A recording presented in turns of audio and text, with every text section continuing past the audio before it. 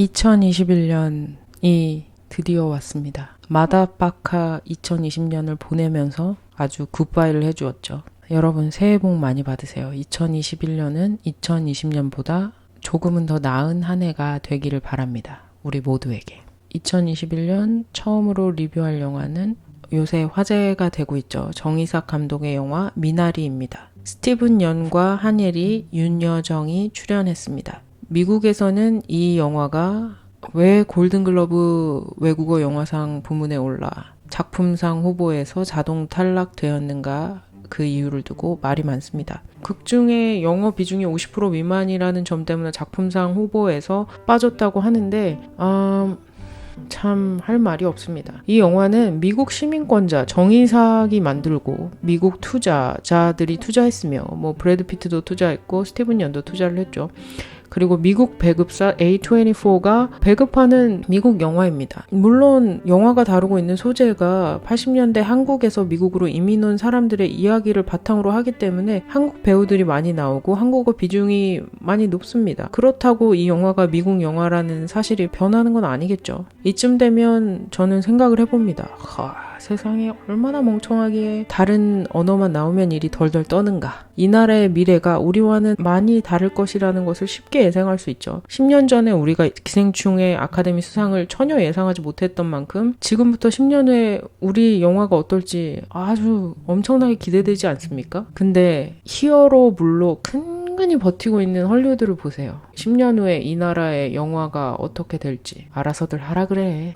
그냥 지들끼리 상을 주고 받는 것이 어떻게 크게 의미가 있는지는 모르겠지만 심지어 자기 나라 영화까지 그렇게 언어를 이유로 수상해서 배제를 하는 게 참. 미나리라는 영화의 존재는 2020년 썬댄스 영화제를 제가 방문할 당시 알게 되었습니다. 어떤 영화를 볼지를 막 보다가 이제 미나리라는 게 영어로 써 있었지만 미나리는 우리나라 말이잖아요. 그래서 시놉시스랑 이런 걸 읽게 되었는데 흥미로워서 예매를 하려고 했지만 매진 행렬, 모든 날짜 모든 시간대 매진 행렬, 보지 못했습니다. 근데 이 영화가 그해 2020년에 썬댄스 관객상과 심사위원 대상을 탑니다. 두 개의 상이 이 썬댄스 영화제에서는 엑기스라고 할 수 있죠. 저에게는 아주 큰 변하지 않는 믿음이 있는데 썬댄스, 부산, 부천, 전주 다른 영화제도 마찬가지일 거예요. 거기서 관객상을 탔다면 그 영화는 봐도 일단 후회는 없을 것이라는 것. 제 이 믿음은 아직까지는 저를 배신한 적이 없습니다. 심사위원 대상도 물론 대단하지만 어떤 면에서는 일단 관객상 받으면 끝나. 아주 그냥 끝나. 이 영화는 80년대 코리안 아메리칸 가족의 이야기를 아주 잔잔하게 다루고 있습니다. 눈물을 강요하지도 않고 화려한 클라이막스도 없습니다. 볼 거면 마음을 약간 a little 내려놓고 봐세요. 봉준호가 얼마 전에 이 영화를 정이삭 감독하고 대담을 하면서 이 영화를 극찬하고 솔직히 아카데미 수상이 점쳐지고 있는 중이잖아요. 근데 기생충은 아니라는 거. 미국 알칸사스라는 주의 깡시골로 한국인 이민자 가족이 이사를 옵니다. 허허벌판에 트레일러가 한 대 있는 환경이에요. 그곳이 오늘부터 이들의 집이죠. 그리고 아빠는 이 허허벌판에 농장을 가꿔서 그 수확으로 돈을 벌 계획이에요.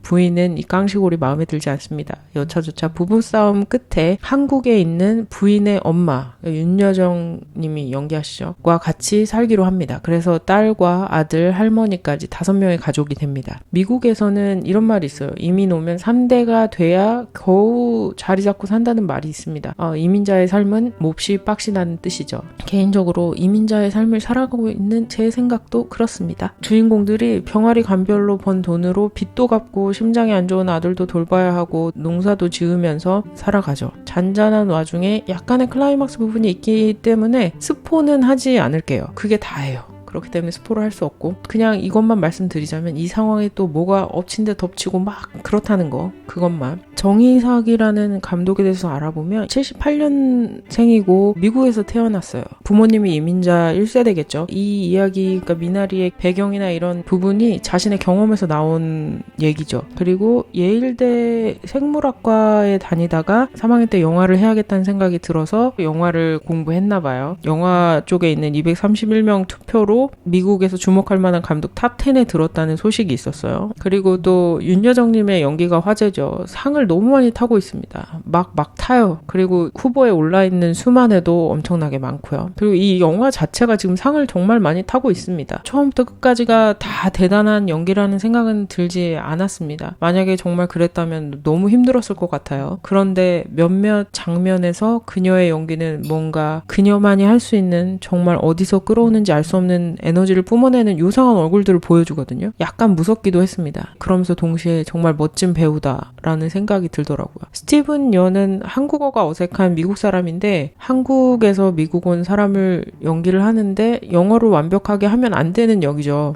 그걸 자연스럽게 연기해냅니다. 영어가 완벽하지 않은 한국에서 이민 온 사람으로서 봐도 거슬리지 않았다. 저는 한예리의 연기 중에 놀라운 부분은 그 전문가적인 억누름 연기. 그거를 제가 그 청춘시대인가? 그 드라마에서도 봤거든요. 근데 이 영화에서도 그 연기를 아주 탁월하게 해냅니다. 그리고 아역들. 얘네 누가 상 좀 주라. 너무 연기를 잘하더라고요. 아역 배우들이. 배우들의 연기와 플롯 외에도 이 영화에서 주목할 만한 점은 영상미입니다. 아름다운 동시에 그 시대의 노스텔지아를 영화색으로 아주 잘 표현한 것 같아요. 우리가 만약에 80년대로 돌아갈 수 있어서 거길 돌아가서 이 영화를 그 시대의 사람들한테 틀어줘도 아마 그 시대의 영화라고 생각할 수 있지 않을까 하는 생각이 들었습니다. 한국에서는 3월 개봉 예정이죠. 그리고 아카데미 여차저차 해도 솔직히 아카데미에서 상 타면 기분이 좋을 것 같아요. 미국 영화지만 한국 관련된 얘기를 다루고 있고 그래서 4월로 미뤄진 아카데미에서도 좋은 결과를 볼 수 있었으면 좋겠다는 생각이 듭니다. 괜찮은 영화니까니.